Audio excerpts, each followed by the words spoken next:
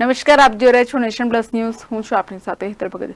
ગુજરાત રાજ્ય યોગ બોર્ડ દ્વારા સમગ્ર રાજ્યમાં 200 જગ્યાએ આયોજિત 10 દિવસીય નિઃશુલ્ક સમર યોગ કેમ્પનું આયોજન કરવામાં આવ્યું છે.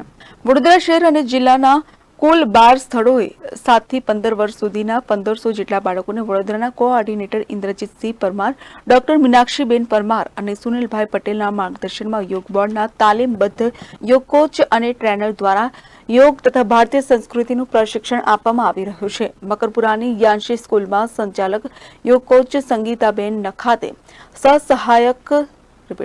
સહસંચાલક યોગ ટ્રેનર હર્ષદ તેલંગ, સહસંચાલક યોગ ટ્રેનર નીમાબેન રામી અને અન્ય ટ્રેનરો દ્વારા બોર્ડની માર્ગદર્શિકા મુજબ બાળકોને ભગવદ્ ગીતાના પાઠ સાથે યોગમય રમતો અને આસન પ્રાણાયામનું સુંદર પ્રશિક્ષણ આપવામાં આવી રહ્યું છે, જેમાં બાળકો નિયમિત રૂપે ઉત્સાહપૂર્વક સવારમાં વહેલા ઉઠીને ભાગ લઈ રહ્યા છે.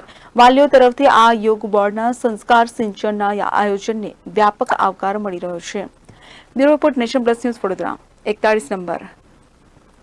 સમાચારોના સતત અપડેટ મેળવવા માટે અમારી નેશન પ્લસ ન્યૂઝની યુટ્યુબ ચેનલને સબસ્ક્રાઇબ કરો, બેલ આઇકન દબાવો અને જોડાયેલા રહો ફેસબુક, ઇન્સ્ટાગ્રામ અને ટ્વિટર પર.